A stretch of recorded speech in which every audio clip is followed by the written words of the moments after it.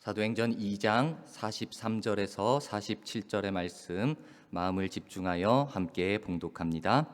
사람마다 두려워하는데 사도들로 말미암아 기사와 표적이 많이 나타나니 믿는 사람이 다 함께 있어 모든 물건을 서로 통용하고 또 재산과 소유를 팔아 각 사람의 필요를 따라 나눠주며 날마다 마음을 같이하여 성전에 모이기를 힘쓰고 집에서 떡을 떼며 기쁨과 순전한 마음으로 음식을 먹고 하나님을 찬미하며 또 온 백성에게 칭송을 받으니 주께서 구원받는 사람을 날마다 더하게 하시니라.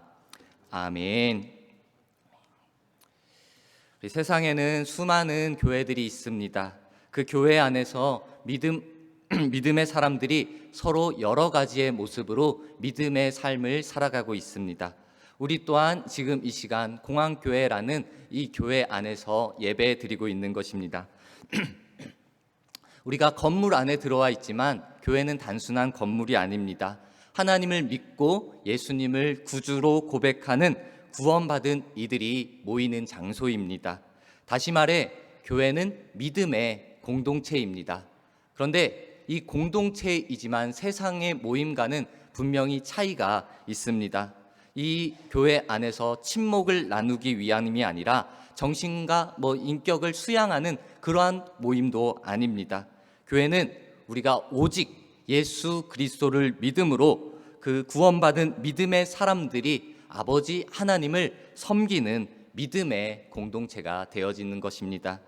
그렇다면은 이 교회들 가운데에서 우리 하나님이 세우신 이 교회들 가운데 하나님이 기뻐하시는 교회는 어떠한 모습을 가지고 있을까 생각해 봅니다.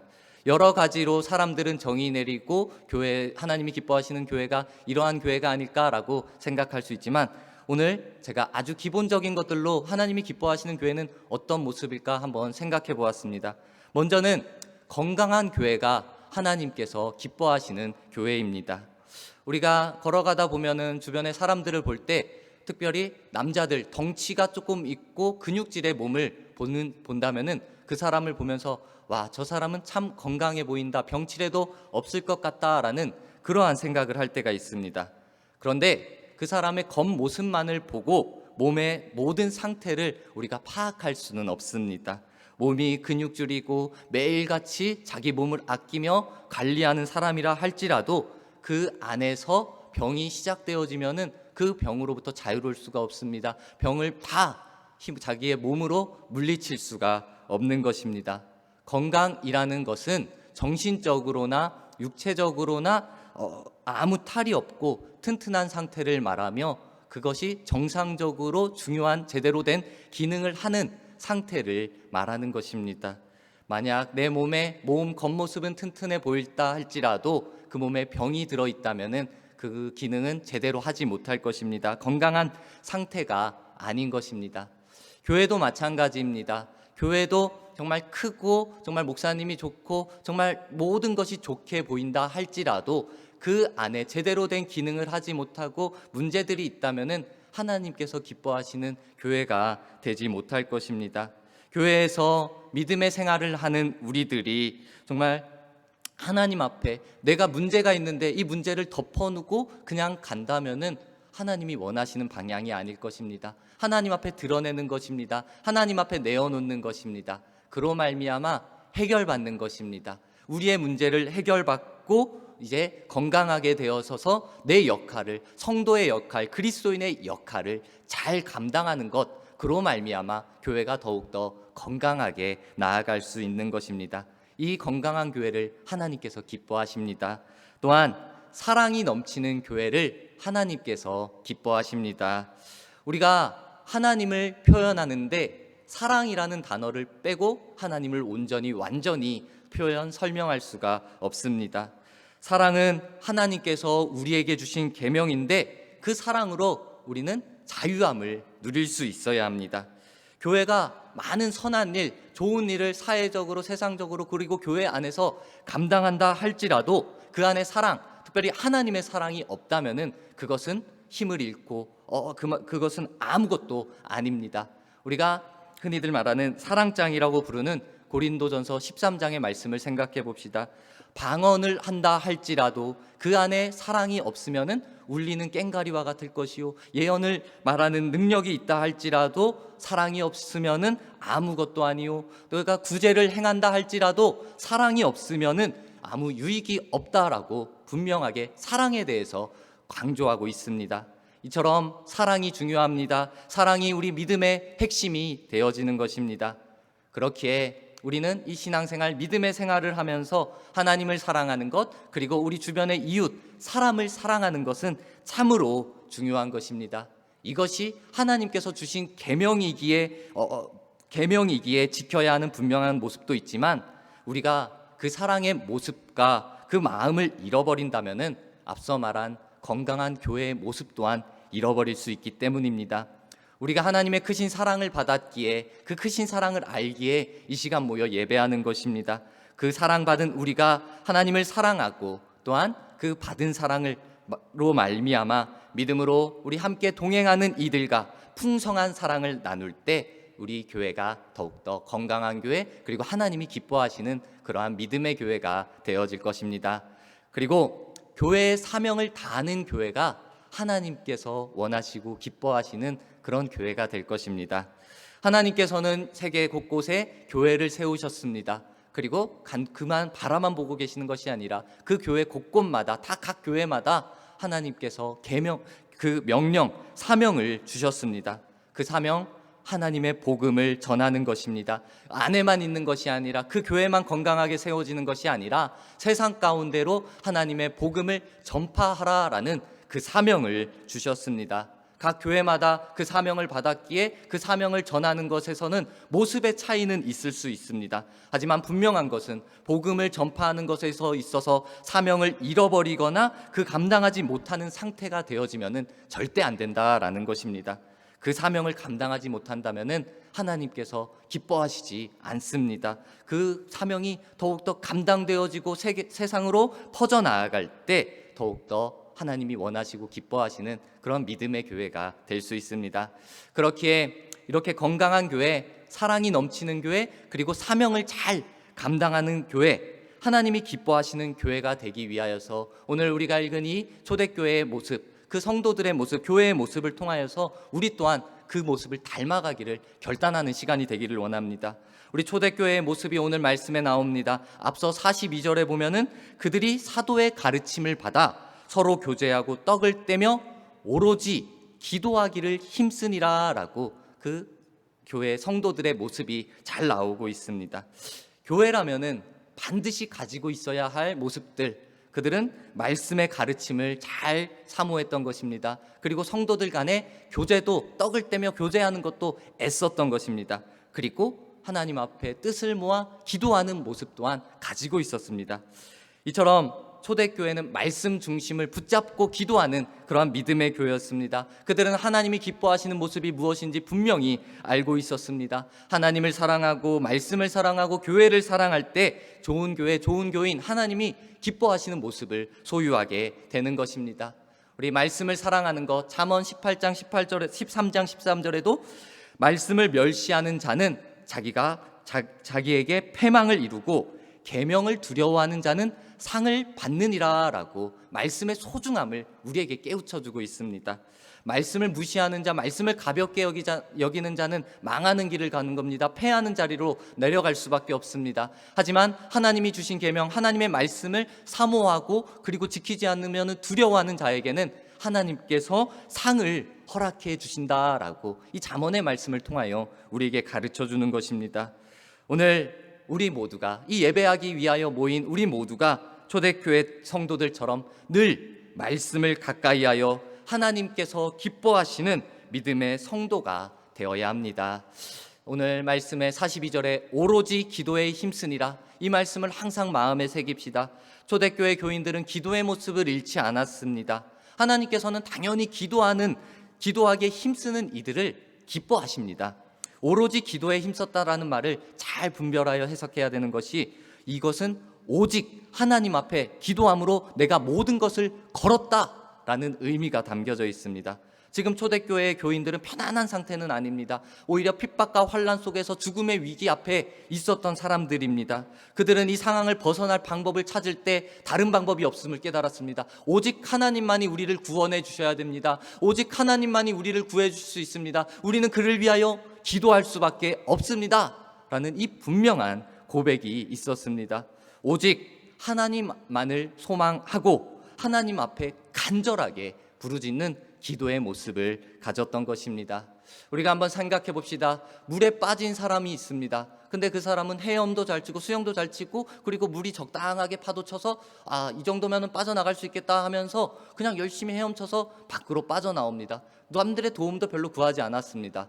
그런데 수영을 하지 못하는, 헤엄을 치지 못하는 그 사람이 물에 빠졌습니다. 물도 깊고 파도가 막 심하게 칩니다. 붙잡을 것도 없습니다. 오직 다른 사람의 도움이 절대적으로 필요한 상황입니다. 그러면은 얌전히 있겠습니까? 그냥 물속에 빠지겠습니까? 발버둥을 치면서 소리를 지르는 겁니다. 살려달라고 도움을 요청하는 것입니다. 이것이 이 간절함의 기도가 바로 이러한 모습입니다. 나의 힘을 의지하지 않겠습니다. 오직 나를 구하실 수 있는 분 하나님만을 소망하며 하나님만을 의지하겠습니다. 라는 이 믿음의 고백이, 이 간절함, 오로지 기도에 힘썼다라는 그 기도의 고백입니다. 우리 여러분, 우리가 심각한 문제가 있을 때 하나님 앞에 부르짖어 기도하는 모습이 있습니다. 하지만 우리가 이 간절함의 모습을 다시 한번 생각해서 그냥 급박한 그러한 상황이 아니라 간절함이라는 것은 내가 하나님만을 의지합니다. 하나님 한 분밖에 안 됩니다. 해결할 수 있는 분은 하나님밖에 없습니다. 하나님만을 소망합니다. 라는 이 고백이라는 것을 다시 한번 깨닫고 간절할 때, 정말 문제가 있을 때도 그렇게 기도해야 되지만요, 항상 기도할 때 모든 삶의 모습 속에서, 기도하는 모습 속에서 주님, 내가 주님만 의지하고 주만 바라봅니다 라는 이 믿음의 고백으로 기도하는 모습이 있기를 간절히 소망합니다. 이 초대교회 교인들은 마음을 합심하여 기도하였습니다. 마태복음 18장에서 예수님께서 땅에서 합심하여 무엇이든지 구하면 하늘에 계신 내 아버지께서 저희를 위하여 이루게 하시리라 라고 약속의 말씀을 허락해 주셨습니다. 우리 개인적으로 기도할 때도 분명히 있습니다. 개인적인 것들은 개인적으로 기도합니다. 그 안에도 분명히 응답함과 하나님의 일하심이 있습니다. 그런데 이렇게 마음을 같이하여 부르짖어 기도할 때 하나님의 놀라운 능력과 은혜가 강하게 역사한다라는 것을 우리는 기대해야 하는 겁니다. 그 힘을 믿고 알아야 하는 것입니다. 초대교회 성도들이 이것을 알았던 것입니다. 우리가 모여가지고 합심하여 정말 간절하게 부르짖어 기도할 때 하나님께서 일하신다, 강하게 역사하신다라는 것을 알고 믿음으로 기도했던 것입니다. 우리 여러분, 우리도 이 능력을 믿고 우리에도 이 기도의 힘을 알아서 믿어서 하나님 앞에 모여 합심하여 기도하는 우리 믿음의 모습을 가지기를 소망합니다. 날마다 하나님의 응답의 역사를 누리는 그러한 귀한 일들을 체험하기 위하여서 모여 합심하여 기도하는 우리 공항교회 성도님들이 되어지길 간절히 소망합니다. 또한 다른 모습이 나옵니다. 초대교회 교인들은 이제 자신들의 모든 소유를 통용하였다, 나누었었다라고 오늘 말씀에 나옵니다. 본문 44절의 말씀을 보니까 믿는 사람, 그 성도들이 다 함께 있어 모든 물건을 서로 통용하고라고 이렇게 나오고 있습니다. 각자의 필요에 따라서 나누어 쓴 것입니다. 이것은 네 것, 내 것이 구별되어지지 않은 것입니다. 이어서 나오는 45절, 46절에도 말씀을 계속 보면은 재산과 소유를 팔아가지고 같이 공유하고 마음을 나눠 쓰는 그러한 모습도 나옵니다. 이것은 나의 모든 것을 교회 공동체랑 나눠야 한다라는 그러한 의미로만 해석해서는 안 됩니다. 우리는 이 말씀에서 중요하게 보아야 할 것이 마음을 같이하여, 이 단어, 이 뜻을 집중하여 보아야 합니다. 상대방을 이해하여 내 것을 나눠주고 당신이 필요가 한 것 같으니까 내 것을 나눠줄게요, 그냥 단순히 이러한 뜻이 아니라 하나님이 주신 그 마음으로 각각 다른 마음을 하나로 합치라라는 것입니다. 우리가 생각할 때 두 사람이 있으면은 그 두 사람의 다른 마음이 있을 수 있습니다. 세 사람이 있으면 세 사람, 다섯 사람이 있으면은 다섯 마음이 있을 수 있습니다. 마음은 사람마다 다 다를 수가 있습니다. 그런데 그 각자마다 다른 마음을 다 똑같이 하려면은 어떤 모습이 필요하겠습니까? 우리 사람의 생각으로는 그렇습니다. 야, 너가 조금만 양보해. 나도 이만큼 양보할게. 그래, 이 사람 양보했으니까 너도 이만큼 양보해. 하면서 서로 이해하고 서로 양보하면서 서로 맞추어 갑니다. 그런데 이것도 쉽지 않죠. 우리 한 마음을 같이 하는 것에 정말 우리가 신앙적으로 믿음적으로 할 수 있는 가장 큰 방법은 우리 하나님의 주신 마음을 공유하는 것입니다. 하나님의 마음을 따라 나아가는 겁니다. 다섯 마음이 각자를 양보하는 것이 아니라 그 하나님 마음 그것으로 합쳐지는 것입니다. 물건을 나누어 쓰라는 것이 단순히 내 것을 나눠주라 라고 이야기하는 것이 아니라 모든 좋은 것을 함께하라. 우리 이 말씀 너무나도 우리의 마음에 이 감동이 됩니다. 모든 좋은 것을 함께하라. 이것을 하나님의 마음으로 받아들이고 삶과 다른 이들과 공유하면서 삶에 실천하는 것입니다. 우리 마음을 같이하여 한 마음을 품은 교회에게 우리 하나님께서 크신 복을 허락해 주십니다. 날마다 마음을 같이하는 교회가 우리 하나님이 기뻐하시고 하나님이 원하시는 교회이기 때문입니다.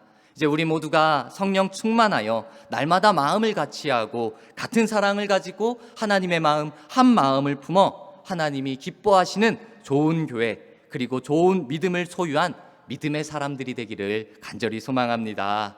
이제 초대교회 성도들은 정말 모이는 것에 힘을 썼습니다. 46절에 보니까 날마다 마음을 같이하여 성전에 모이기를 힘썼다라고 말씀합니다. 날마다의 삶이 그들의 삶이 하나님 중심 그리고 성전 중심 말씀 중심의 모습이었습니다. 이처럼 사도들과 성도들은 그 마음이 자신의 원하는 것들이 세상에 있기보다 하나님께 그 성전에 있었던 것입니다. 열왕기상 솔로몬의 모습이 나옵니다. 그때 하나님께서 솔로몬을 보시면서 성전의 거룩함에 대해 이야기합니다. 이곳은 거룩한 걸로 구별되어진 곳이다 하시며 눈길과 마음이 항상 성전에 있다라고 이야기합니다. 그렇습니다. 이처럼 하나님의 성전은 하나님의 눈과 귀가 있는 곳으로 그곳에서 우리의 기도를 들으십니다. 우리의 형편을 하나님께서 보시는 것입니다. 그리고 우리의 기도를 소리를 들으시며 하나님의 성령의 임재가 나타나는 것입니다. 은혜가 그곳 가운데 임하는 것입니다. 그러므로 성전에서 우리가 항상 어느 곳에서 기도해도 하나님께서는 분명히 그 기도를 들으시지만 이 성전의 기도가 그렇게 의미가 더해지는 것입니다. 모여 힘써 기도할 때 더 힘이 있는 것처럼 성전에서 기도하는 곳 그곳에서 하나님을 더욱더 찾을 수 있는 것입니다. 우리 교회에 모여 예배하는 우리 모두 가운데 정말 이 성전에 모이기를 힘쓰는 모습이 날마다 더해지기를 원합니다. 우리가 이곳에 머무는 시간들이 더해지기를 원합니다. 특별히 이 다른 곳, 교회 다른 곳에서 모이는 것도 좋지만 이 예배당 안에, 이 예배 본당 안에, 예배드리는 이곳 안에, 기도할 수 있는 이곳 안에서 더 머무는 시간이 날마다 더해졌으면 좋겠습니다. 우리가 예배 시간에 나오는 것 당연하고 그것도 참으로 귀중합니다. 하지만 그뿐만 아니라 내가 순수하게 다른 목적 없이 하나님, 내가 하나님 앞에 나왔습니다. 하나님과 교제하기 위해 이 시간 기도하러 나왔습니다. 이렇게 고백한다면 우리 하나님께서 얼마나 기뻐하겠습니까? 우리를 얼마나 칭찬하시겠습니까? 또한 내가 어려움이 있을 때 하나님, 내가 문제 해결하려고 다른 곳으로 열심히 뛰어다니지 않고 하나님 앞에 먼저 문제 해결해 달라고 교회에 나왔습니다. 하나님 기도합니다. 하나님 내 문제를 해결해 주세요 라고 하나님을 의지하는 기도를 드린다면 이 또한 하나님께서 얼마나 이뻐하시며 얼마나 귀하게 여기셔서 그 문제를 하나님의 방법으로 해결해 주시겠습니까? 우리는 이 하나님을 만나기 위해 우리의 시간을 더욱더 드리는 모습이 있어야 합니다. 하나님을 찬양하고 예배하고 기도하여 회복과 그리고 하나님이 허락하시는 놀라운 부흥을 이뤄나가는 우리의 모습이 되어야 합니다. 우리가 이제 한 달 된 것 같습니다. 6월 달이 되면서 교회 중식이 시작되었습니다. 저는 이곳에서 중식을 나누는 것이 처음이라 이 분위기도 잘 몰랐지만 이 중식이 제게 되면서 참 교제가 회복되어지는 것을, 교회가 조금 더 이렇게 조금 활성화되는 것을 보게 되어집니다. 아직도 마스크는 필수이지만 밥을 먹을 때는 이 마스크를 당연히 벗게 됩니다. 그러면서 밥을 먹으면서 함께 얼굴을 보고 기쁜 일이 있으면, 좋아 보이는 일이 있으면 얼굴을 보고 함께 웃고, 조금 표정이 어두울 때 그것에 대해서 근심과 걱정을 공유하면서 서로 그 마음을 나누면서 그 교제하는 것, 그 모습이 너무나 귀한 것 같았습니다. 사람들은, 특히 우리나라 사람들은 이 밥에 대해서 그 식탁의 교제를 너무나 소중하게 여깁니다. 단순히 우리가 교회에 가지고 밥을 한 끼 먹는 것이 중요한 것이 아닙니다. 그것으로 인해서 행복한 게 아닙니다. 우리 밥을 먹으면서 식탁의 교제를 통하여서 한 번이라도 더 먹어, 더 먹어, 조금 더 먹고 더 건강해야지 하면서 더 챙겨주는 그 관심, 그것이 귀한 교제가 되어집니다. 우리 성차는 그리스도의 몸을 나누는 거지만 애차는 우리 형제들의, 사람들 간의 사랑을 나누는 것입니다. 우리 안에 이러한 사랑의 나눔의 시간들이 날마다 더해지고, 그리고 그것이 깊이 있고 풍성해지기를 원합니다. 초대교회 성도들은 이것을 막 계산적으로 하지 않았습니다. 조건 없는 순전한 그리스도의 사랑으로 먹을 것을 나누고 입을 것을 나누고 자기의 것을 내어 나누었었습니다. 우리 또한 마찬가지로 내가 이 사람을 위해서 계산적이고 그 조건적으로 하는 것이 아니라 서로를 바라보는 눈빛과 마음이 순전한 것입니다. 순전하게, 순수하게 그리스도의 사랑으로 전달되어지는 것입니다. 그 안에 하나님께서 은혜를 허락하시고 넘치는 복을 더해질 것입니다. 우리 여러분, 우리가 이 교제, 이 만남, 이러한 것들이 교회 안에서 더욱더 풍성하게 이루어질 수 있도록 우리의 시간들을 좀 구별해야 될 것입니다. 우리의 마음 또한 헌신하는 모습 또한 필요할 것입니다. 이러한 모습을 하나님 앞에 드리고, 그리고 우리 성도들끼리, 성도들 안에 아름다운 교제로 나누어 갑시다. 우리 마지막 말씀에 보면은 하나님을 찬미하는 초대교회 성도들의 모습, 그리고 하나님께 영광 돌리는 그 삶의 모습을 통하여서 그 평가가 나옵니다. 온 백성에게 칭송을 받으니, 칭찬받았다라는 겁니다. 믿는 사람들끼리 했는데 믿는 사람들끼리 야, 너 참 나눠주고 착하다, 좋다, 이것이 아니라 교회 밖의 사람들, 믿지 않는 사람들, 그 사람들에게 칭찬을 받았다라는 것입니다. 이 말씀을 다르게 해석할 때 모든 백성에게 은혜를 나누어 주었다라고 해석하기도 합니다. 이것이 바로 세상의 빛이요, 그리고 소금의 역할입니다. 이것이 그리스도의 향기고, 그리스도의 향기가 세상으로 퍼져나가는 단계입니다. 참으로 초대교회는 믿지 않는 이들에게 좋은 인상, 좋은 감정, 좋은 호감을 주었습니다. 하나님과 사람들에게 사랑을 받았던 것입니다. 우리 하나님과 사람들에게 다 동일하게 사랑받아야지, 내가 하나님께만 사랑받고 세상에서는 구별된 모습, 구분된 모습으로 칭찬이 아닌 비난을 받으면은 그 모습 또한 결국엔 하나님이 원하지 않을 것입니다. 우리 여러분, 초대교회의 모습을 분명히 생각할 때 그 사도들의 가르침을 따라 마음을 같이하고 서로 교제하고 기도에 힘을 쓸 때 하나님께서 이후에 성령으로 역사하셔서 힘을 주시고 은혜를 베풀어 주셨습니다. 그것이 구원받는 사람들이 날마다 더해져 가니라 라는 이 말씀으로 나타납니다. 주께서는 이거 하나님께서 복을 주신 것입니다. 이것이 자기들이 이루어 나아간 것이 아닙니다. 우리가 이 말씀을 보면서 조금은 생각하여야 볼 것이, 구원받는 사람들이 더해졌다? 이들이 전도도 참 열심히 했나 보다, 이렇게 생각할 수 있지만, 일단은 우리가 이 말씀을 볼 때는요, 초대교회 성도들의 모습에서는 말씀의 기록으로 본다면은 그 전도의 모습은 나오지 않았습니다. 복음 전파하는 모습은 나오지 않았습니다. 이 믿는 자들이 더해진 것은 전도의 열매는 아니었습니다. 그렇다고 해서 우리가 전하지 않아도 초대교회 성도들처럼 그저 하던 사도들의 가르침을 따라 말씀대로 살아가면은 교회가 부흥할 수도 있구나라고 결론 지어서는 절대로 안 됩니다. 우리가 초대교회에 나오지 않았던 복음 전파, 전도는 절대 가벼운 것이 아닙니다. 이것은 사명입니다. 예수님께서 부활 승천하시면서 제자들에게 오직 성령이 너희에게 임하면 너희가 권능을 받고 예루살렘과 온 유대와 땅끝까지 이르러 내 증인이 되리라 라고 명령하셨던 사명입니다. 우리가 감당해야 할 모습입니다.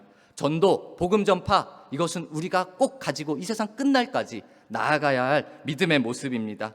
우리 교회 안에서, 그리고 우리 안에서 사랑이 가득하고 은혜가 가득하고 이것이 계속 이렇게 도는 것 중요합니다. 좋습니다. 하지만 우리가 그 사랑, 하나님의 사랑이죠. 하나님의 은혜죠. 하나님께서 허락하신 것이죠. 그것이 우리 안에서만, 우리 교회 안에서만 돌고 끝나면은 안 됩니다. 이 은혜가, 이 복음이, 이 귀한 사랑이 세상으로 흘러나가야 하는 것입니다. 우리가 기도할 때 공항교회가 성령 충만한 교회가 되게 하여 주셔서 교회 안에서 은혜의 샘이 솟아나게 하시고 교회 밖으로 생수의 강이 흘러가게 하소서라고 이렇게 많은 분들이 기도합니다. 이 기도가 정말 실제적으로 나타나야 되는 겁니다. 기도로 끝나면 안 되는 겁니다. 은혜가 세상으로 흘러가야 하는 것입니다. 세상으로 흘러가서 세상에서 방황한 이들, 낙심한 이들, 지친 이들, 상한 심령, 갈급한 이들에게 복음으로 들려져야 하는 것입니다. 교회가 그 귀한 하나님의 사명을 믿음으로 감당해야 합니다. 이를 위해 이제 우리 교회에 매일 공감 전도단이 세워졌습니다. 그리고 지금 전도 특별 새벽 기도회가 진행되고 있습니다. 우리 전도를 통하여서 우리의 믿음은 하나님께서 허락하시는 참된 기쁨을 누리게 됩니다. 전도, 우리가 누군가를 교회로 데리고 오는 것으로 목적을 삼는 것이 아닙니다. 우리 전도는 생명을 살리는 하나님의 말씀을 따르는 사명이 되어야 하는 것입니다. 우리 방향을 정확하게 정해야 합니다. 하나님의 말씀을 따르고 하나님 앞에 순종하는 것이 복이 되는 것입니다. 기쁨이 되는 것입니다. 또한 이 전도를 통하여서 우리의 믿음 또한 더 건강하게 굳건하게 세워질 것입니다. 이제 초대교회에서 전하지 않았는데 교회의 내적 부흥으로 인해서 외적 부흥까지 일어나는 모습을 봅니다. 중요한 것은 우리가 부흥만을 위하여서 내가 전도해야지 라고 방향을 정하고 열심으로 나아가는 그 열정보다는 정말 항상 말씀 안에서 하나님의 뜻을 깨달을 수 있도록 먼저 하나님의 말씀을 묵상합시다. 우리가 전도할 때 우리의 마음에 해방과 자유, 평안과 기쁨, 감사가 나타나게 될 것입니다. 전도를 위해 기도하는 것, 그리고 전도를 위하여서 우리 가족과 지인들에게 다가가는 것, 그리고 전도를 위해서 이제 실제적으로 거리로 나아가는 것, 이 모든 것이 이제는 하나님의 은혜로 우리의 삶 가운데 나타날 것입니다. 우리 이렇게 함께 기도하고 복음을 전할 때 믿는 이가 더해지는 것은 이제 우리에게 하나님께서 행하실 놀라운 결과물이 되어질 것입니다. 하나님께서 분명히 이루어 주실 것입니다. 복음 전파가 하나님의 일하심으로 열매 맺게 될 것입니다. 생명 살리고 하나님의 명령에 순종하는 이 복음을 전하는 일에 우리 모두가 믿음으로 순종하며 헌신하기를 간절히 소망합니다. 우리 공항교회 초대교회처럼 건강한 교회, 사랑이 넘치는 교회가 되기를 원합니다. 하나님이 기뻐하시는 교회, 하나님이 기뻐하시는 믿음의 사람들이 되기를 간절히 소망합니다. 또한 나아가 교회에 주신 사명, 복음 전파의 사명을 기쁨과 믿음으로 감당하여 이제 하나님께서 원하시는 은혜의 삶을 살아가는 우리 모두가 되기를 간절히 축복합니다.